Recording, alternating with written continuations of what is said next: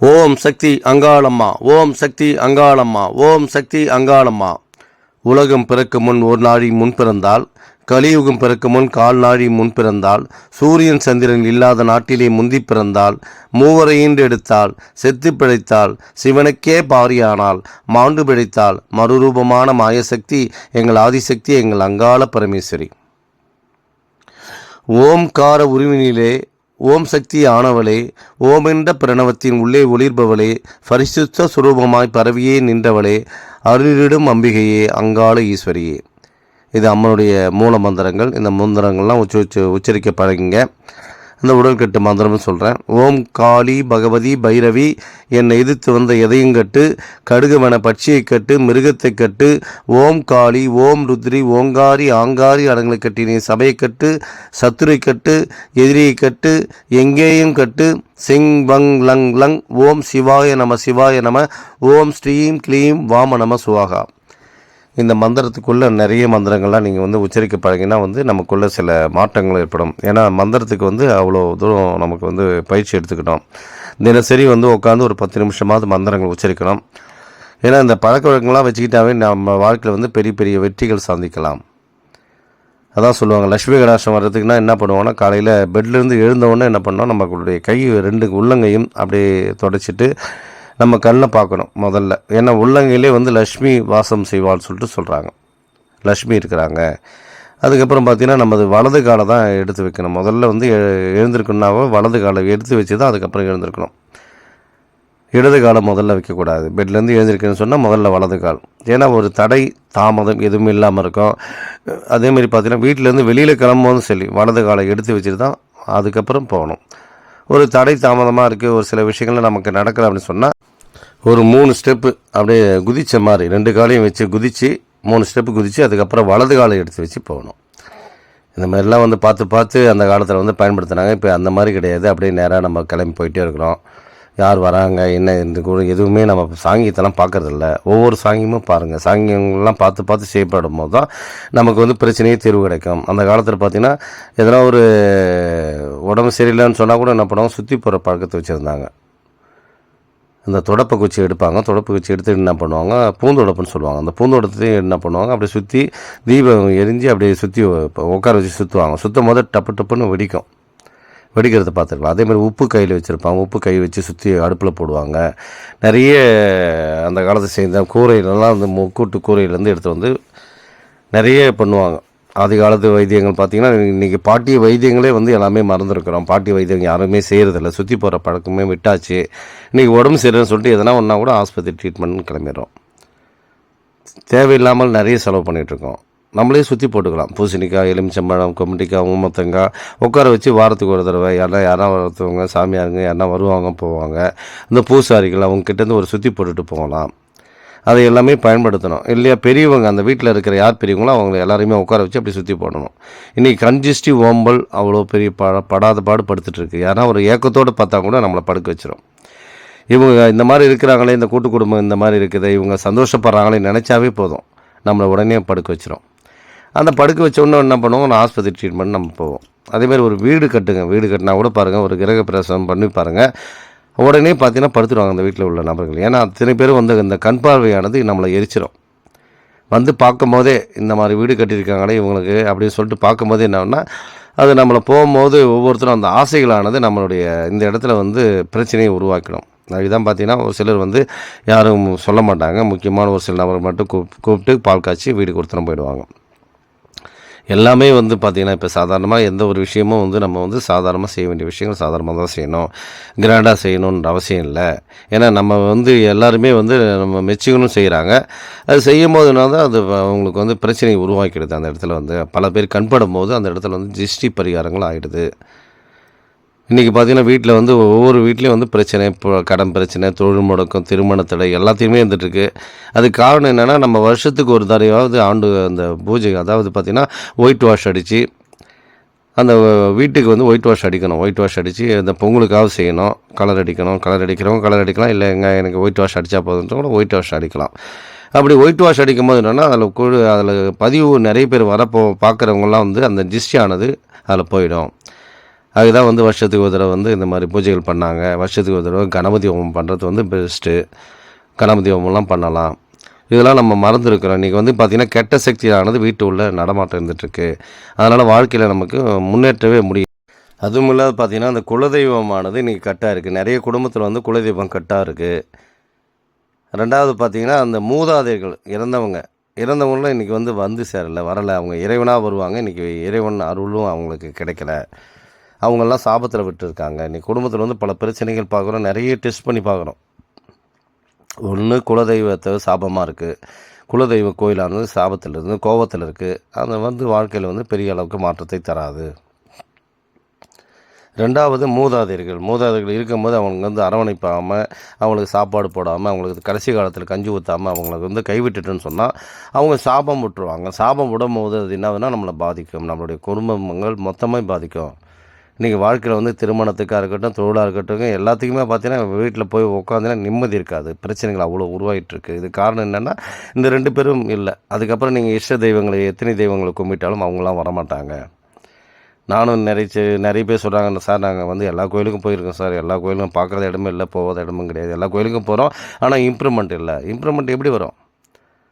Improvement வரணும்னா உங்களுடைய குலதெய்வத்தை, அதாவது சொல்கிறாங்க அந்த குலதெய்வத்துக்குடைய அருள் என்ன சொல்கிறாங்கன்னா, ஒரு இறைவனே வந்து நம்மளை பிடிக்கணும், அதாவது ஒரு நமக்கு வந்து சாவே நெருங்கணுன்னா கூட அந்த குலதெய்வத்தை கேட்டு தான் வருமா. இவரை நான் பிடிக்க போகிறேன், நீ எனக்கு உத்தரவு கொடுன்னு சொல்லுமா. அப்போ தான் அந்த குலதெய்வம் சொல்லுவான், சரி பிடிச்சிக்கோ. அப்போ குலதெய்வம் அருள் இருந்தால் மட்டும்தான் அந்த இறைவனே போயிட்டு அந்த பிடிக்க முடியும். அதேமாதிரி பார்த்திங்கன்னா மூதாதையர்கள்லாம் வந்து அவங்களுக்கு நம்ம கனவுள்ளே வருவாங்க. நம்மளை வந்து நம்ம போகிறோன்னு சொன்னால், நெருங்கிட்டோன்னு சொன்னாவே, ஆயில் நம்ம நெருங்கி போயிடுச்சுனாவே அவங்க கூட வருவாங்க, கூட வந்து நம்மளே அழிச்சிக்குவாங்க. அதெல்லாம் இருக்குது. இதெல்லாம் இந்த காலத்தில். அதுக்கப்புறம் தான் நீங்கள் வந்து இஷ்ட தெய்வங்கள், அது அங்காளம்மனாக இருக்கட்டும், இல்லை ஓம் சக்தி, இல்லை மேல்மருவத்தூர் அம்மா, இல்லை சமயபுரத்து மாரியம்மா இருக்கட்டும், எந்த அம்மாவாக இருக்கட்டும், முதல்ல வந்து குலதெய்வம். அது சின்ன கோயிலாக தான் இருக்கும். அந்த குலதெய்வத்துக்கு ஏன்னா ஆதி காலத்தில் வந்து பார்த்திங்கன்னா நம்ம தாத்தா பாட்டா எல்லாமே போய் அங்கே மொட்டை அடித்து ஆடம்பரமாக செஞ்சுட்ருப்பாங்க, குடும்பத்தோடு செஞ்சுருப்பாங்க. இன்றைக்கி குடும்பத்தோடு செய்கிறதுக்கு கிடையாது, தனித்தனி நபர்களாக செஞ்சுட்ருக்காங்க. அண்ணன் தம்பி யாரும் போகலங்க, நானும் போகிறதில்ல, அவங்களும் போகிறதில்லைங்க. என் குலதெய்வம் போயிட்டு 4-5 வருஷம் ஆகிப்போச்சுங்க. அப்புறம் குலதெய்வத்துக்கு போகணுன்னா எப்படி நீங்கள் எந்த கோயிலுக்கு போனாலும் உங்களுக்கு மாற்றம் வரும்னா நிச்சயமாக வராது. நான் உறுதியாக சொல்கிறேன். குலதெய்வத்துக்கு எப்போ வந்து நீங்கள் வந்து போகாம விட்டுட்டீங்களோ, இன்றைக்கி வந்து தேடிட்டுருக்காங்க, குலதெய்வம் எங்கே இருக்குதுன்னு தேடிட்டுருக்காங்க. அந்த மாதிரி இருந்துகிட்ருக்கு.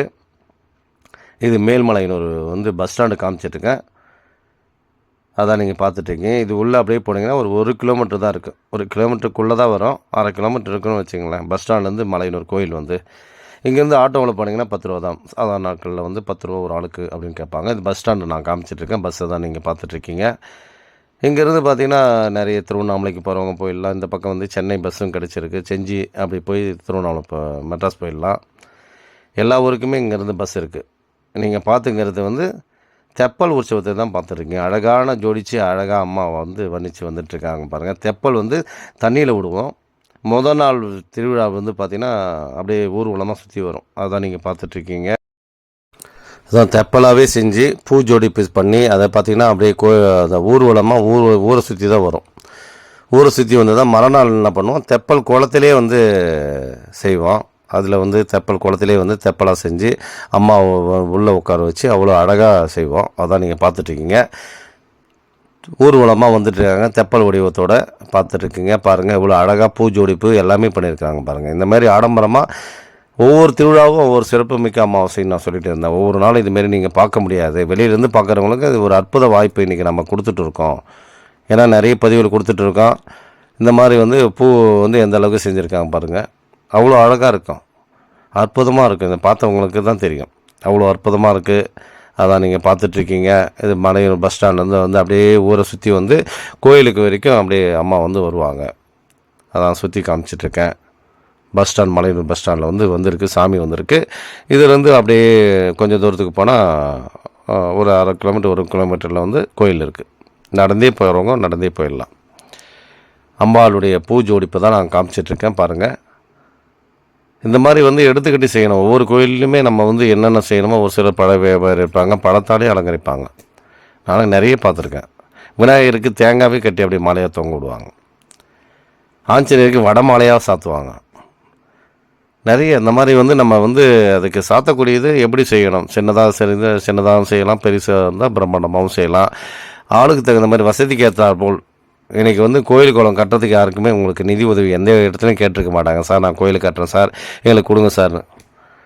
ஒவ்வொன்றுமே நீங்கள் யோசனை பண்ணணும். இன்றைக்கி வந்து நம்ம வந்து செய்கிறது எல்லாமே அவங்களுடைய சேவைக்கு தான் செஞ்சிட்ருக்கோம். மேலே போற்றக்கூடிய இதுக்கு தான் செஞ்சிட்ருக்கோமே தவிர இன்றைக்கி கோயில் கட்டுவதற்காக யாரும் பணம் கொடுக்குறதில்ல, டொனேஷன் கொடுக்குறதில்ல, யாருமே வாங்க மாட்டாங்க. இன்றைக்கி திருவிழா நடத்துறதுக்கு தான் உங்ககிட்ட காசு காணிக்கைகள் கேட்பாங்க. நிறைய பேர் கோயிலில் வந்து சார் நான் திருவிழா நடத்த போகிறேன், எனக்கு உபயோகம் கொடுங்க அப்படின்னு கேட்பாங்க. இன்றைக்கி அதை தான் நம்ம பண்ணிகிட்ருக்கோம். அப்போ கோயில் கட்டுவதுக்கு எவ்வளோ செலவாகும் பாருங்கள். அதான் சொல்லுவாங்க, கோயிலை கட்டிப்பாரு, கும்பாபிஷேகம் பண்ணிப்பாருன்னு சொல்லுவாங்க.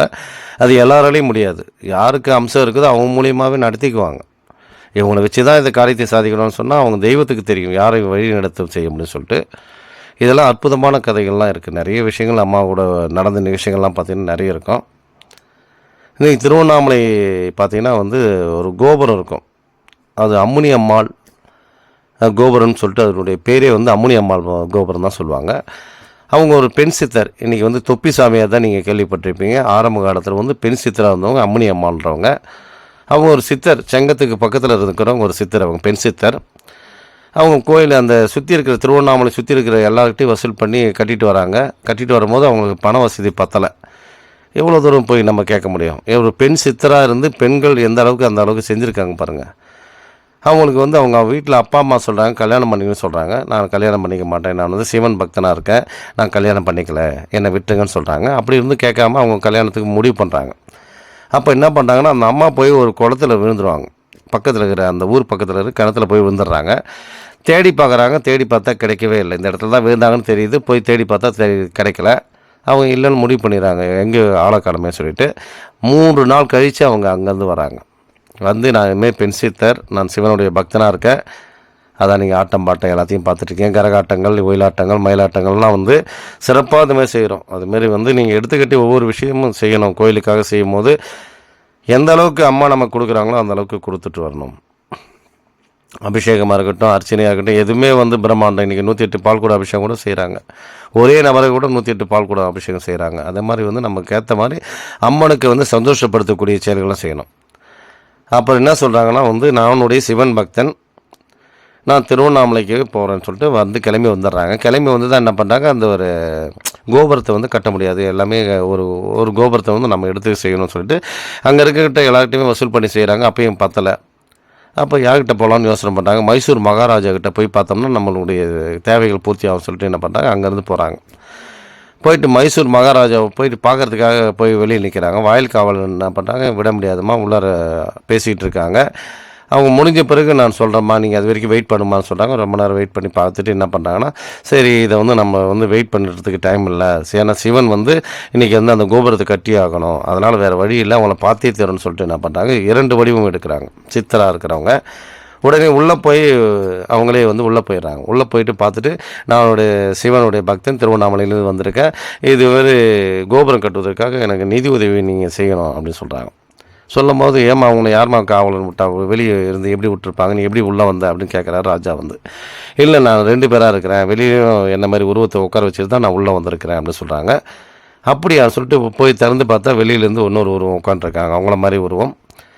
அப்புறம் தான் சொன்னாங்க, நான் வந்து சித்தர், நான் வந்து திருவண்ணாமலை வந்து அந்த கோபுரத்தை கட்ட போகிறேன், எனக்கு நிதி உதவி பத்தலை, அதனால் ஐயா நீங்கள் கொடுக்கணும்னு சொல்லும்போது அவரே வந்து பரவாயில்ல, மைசூர் மகாராஜா இருந்துட்டு நம்மளே திருவண்ணாமலைக்கு கட்டக்கூடிய பாக்கியம் நம்மக்கிட்ட வந்து கேட்டிருக்காங்களே சொல்லிட்டு தான் என்ன பண்ணுறாரு, உடனே பொண்ணும் பொருளும் எல்லாம் கொடுத்து குதிரையோடு கொடுத்து அனுப்பிச்சு அந்த கட்டி முடிக்கிறதுக்கு என்ன செலவு ஆகுதோ மொத்த செலவு நானே எடுத்துக்க சொல்லிட்டு அனுப்புகிறாரு. அவங்க தான் வந்து அந்த மண்டபத்தை கட்டினாங்க. இன்றைக்கி பார்த்திங்கன்னா திருவண்ணாமலையில் அம்முனி அம்மாள் மண்டபம்னு அந்த கோபுரமே பேர் இருக்குது.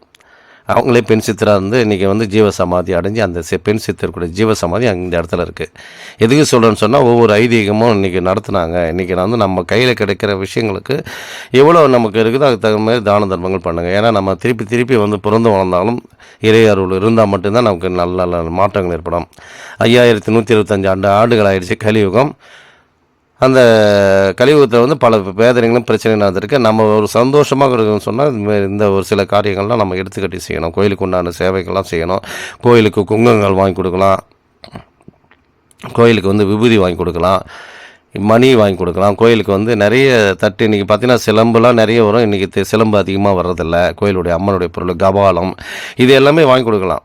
நம்மளுக்கு வந்து என்ன பிடிக்குது அம்மனுடைய அவதாரத்தில் என்னென்ன பொருள்லாம் வாங்கி கொடுக்கணுமோ பம்பை செட்டிலேருந்து அம்மாவுக்கு நேர்த்தி கடனான என்னென்ன செய்யணுமோ அத்தனையுமே செய்யலாம். அன்றைக்கி ஆதி காலத்தில் பார்த்திங்கன்னா நிறைய வந்தது. நாங்களே நிறைய பார்த்துருக்கோம். மணி தட்டு சிலம்பு இதெல்லாம் செட்டாக எடுத்துகிட்டு வந்து வைப்பாங்க. இன்றைக்கி பார்த்தீங்கன்னா குறைஞ்சிருக்கு.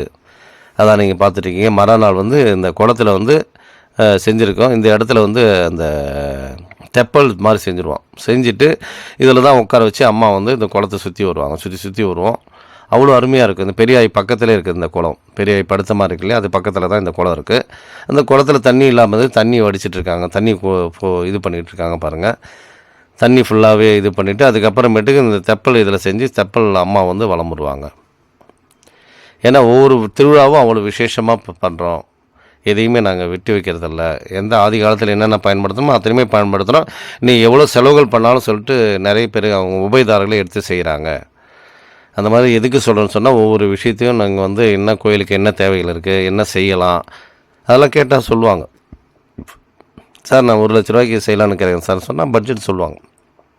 இந்த பட்ஜெட்டில் இதை செய்யுங்க. எல்லாருக்கும் அந்த அமைப்பு அந்த பாக்கியம் கிடைக்காது. ஏன்னா ஒரு சிலருக்கு மட்டும்தான் கிடைக்கும். எல்லாருக்குமே அது கிடைச்சிடாது.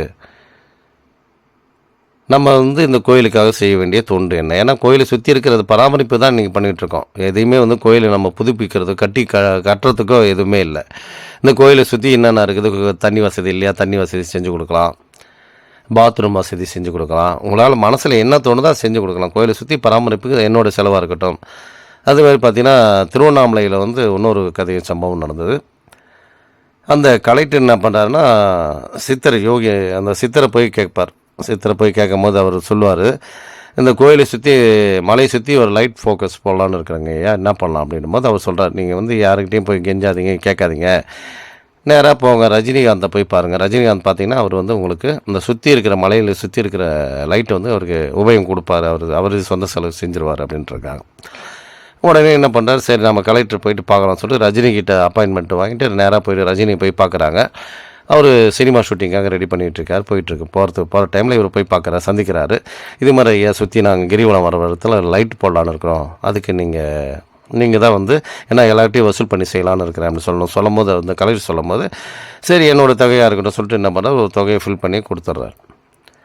கலெக்டருக்கு ஒன்றுமே புரியல. ஏன்னா வந்து அவர் முழுசாக எடுத்துக்குவார்னு சொல்லணும்னு நினச்சோம். பார்த்தா முழுசாக எடுத்துக்கலையே. அவர் வந்து ஏதோ ஒரு தொகையை கொடுத்துட்டு போயிட்டார் சொல்லிட்டு எடுத்துகிட்டு போயிட்டார். அவரும் போயிட்டார்.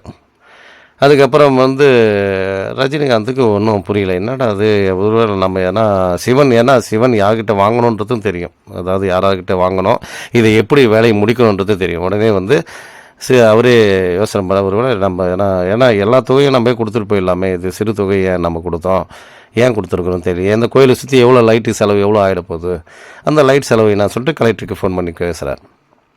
பேசும்போது இதுமாரி நீங்கள் எங்கேயும் போக தேவையில்லைங்க, இதுக்காக எவ்வளோ பட்ஜெட்டு என்ன செலவுன்னு சொல்லும்போது நான் இந்த செலவு சொன்னோடனே அந்த செலவு மொத்தத்தையும் நான் ஏற்றுக்கிறேன் அப்படின்றார். அப்போ தான் சொல்கிறார். அப்புறம் சித்தர்கள் மூலிமா எப்படி அவருக்கு தெரிய வந்தது, அவர் முதல்ல கொடுக்கும்போது சின்ன அமௌண்ட் தானே கொடுத்தாரு, இப்போ ஃபுல்லாகவே ஏற்றுக்கிறேன்னு சொன்னார். இது எப்படி நடந்ததுன்னு பார்த்தீங்கன்னா அவருக்குள்ளே இந்த சித்தர்கள் வந்து போய் இந்த செலவு வந்து நீ தான் எடுத்துக்கணும், இதை ஃபுல்லாக நீ தான் செய்யணும் அப்படின்னு சொல்லிட்டு அந்த கொடுக்குறாங்க.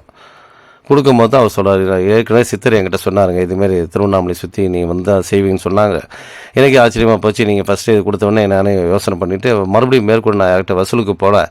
ஆனால் நீங்களே ஃபோன் பண்ணி இந்த செலவு எல்லாமே எடுத்துக்கின்னு சொன்னது எனக்கே ஒரு இதுவாக இருக்குது. அப்போ அவர் சொல்கிறார், என்னுடைய பணி என்னவோ அது சிவனை கேட்டு என்கிட்ட எடுத்துக்குவார்.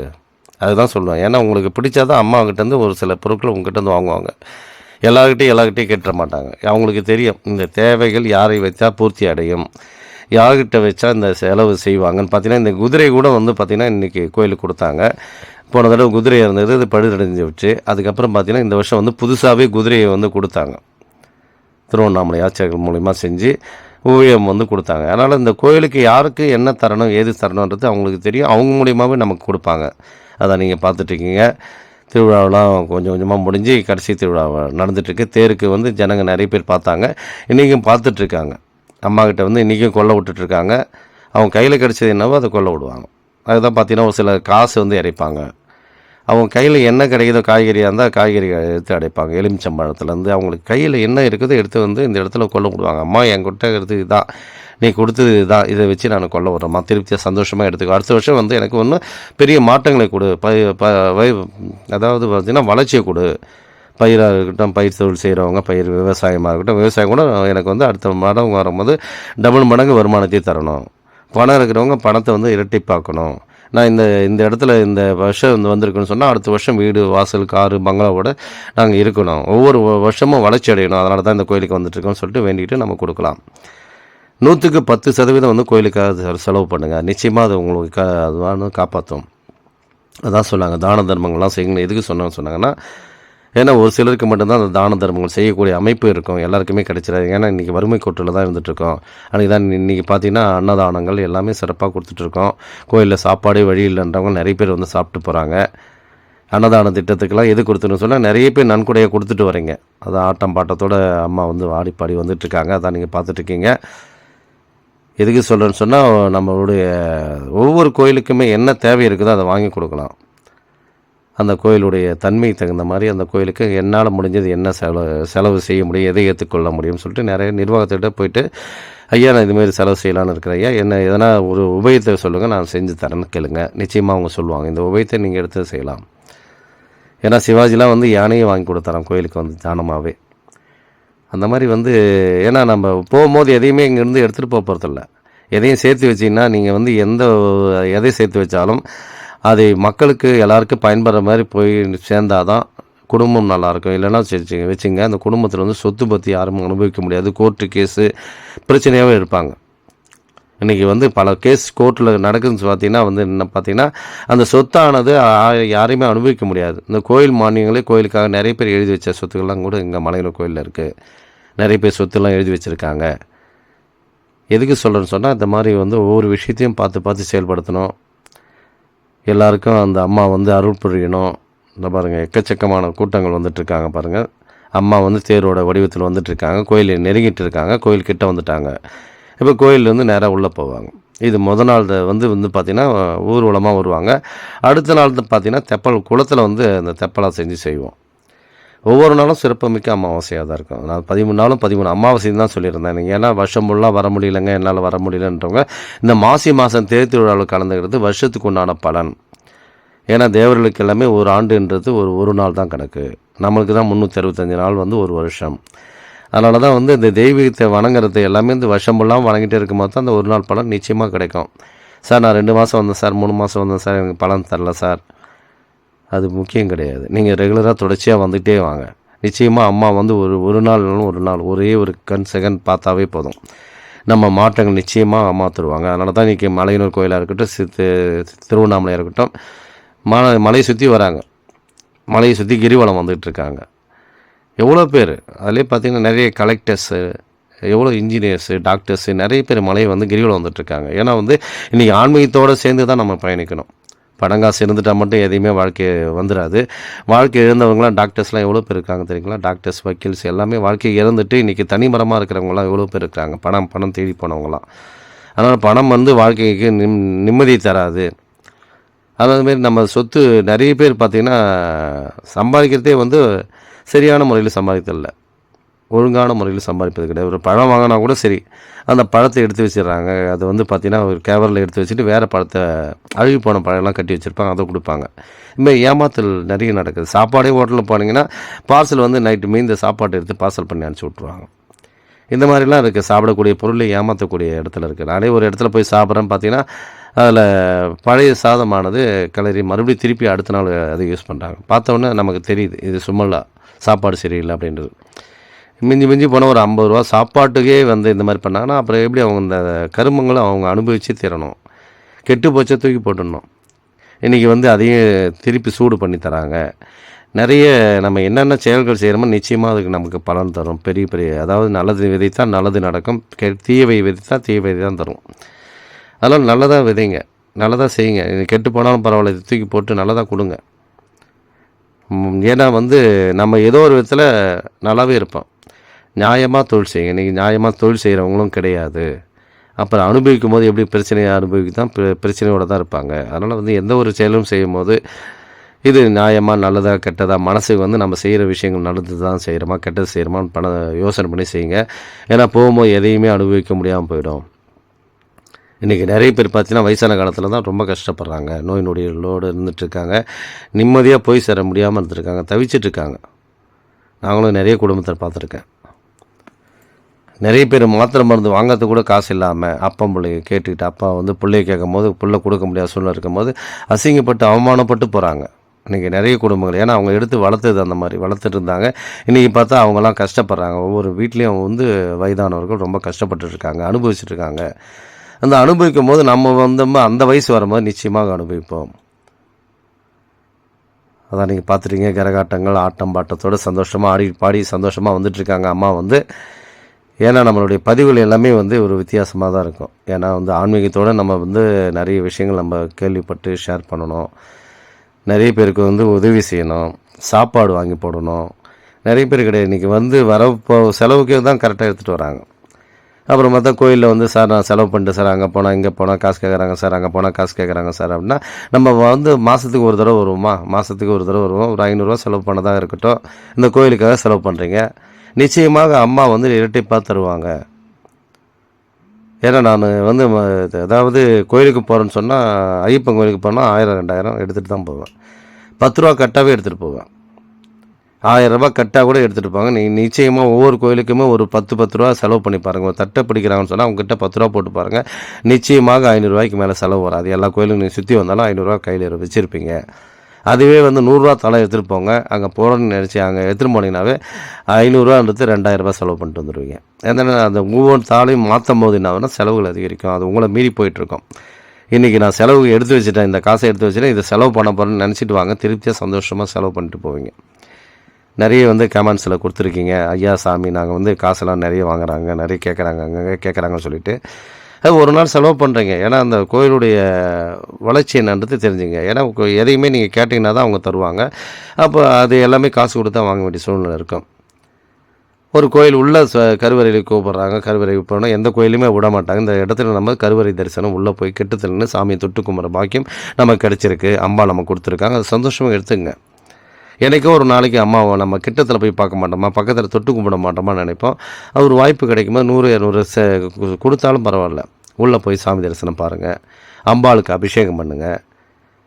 ஏன்னா இந்த கோயிலுடைய ஐதீகம் ஒரு சில விஷயங்கள்லாம் தெரியணும். ஏன்னா எல்லா கோயிலும் பார்த்தீங்கன்னா அபிஷேகம் வந்து காலையில் 6 மணிக்கே முடிச்சிருவாங்க. ஒரு கும்பலாக செஞ்சுருவாங்க. 100 அபிஷேகம்னா கூட ஒன்றா டோக்கன் போட்டுட்டு என்ன பண்ணுவாங்க, ஒரே டைமில் அபிஷேகத்தை முடிச்சிருவாங்க. இந்த அப்படி கிடையாது. இந்த கோயிலில் வந்து தனி நபராக இருந்து செய்யலாம். எந்த ஒரு கோயிலையும் அற்புதமான விஷயங்கள் இந்த மாதிரி விஷயங்கள் எங்கேயுமே கிடைக்காது. ஒரே ஆளை வந்து அபிஷேகம் வந்து நின்று பார்க்கலாம். அம்பாளுக்காக ஒரு 5000 ரூபா செலவு பண்ணால் நேரடியாக நின்று நீங்கள் ஒரு 1/2 மணி நேரம் அபிஷேகத்தை நேரடியாக நின்று உள்ளே இருந்து அபிஷேகத்தை பார்த்துக்கொள்ளலாம்.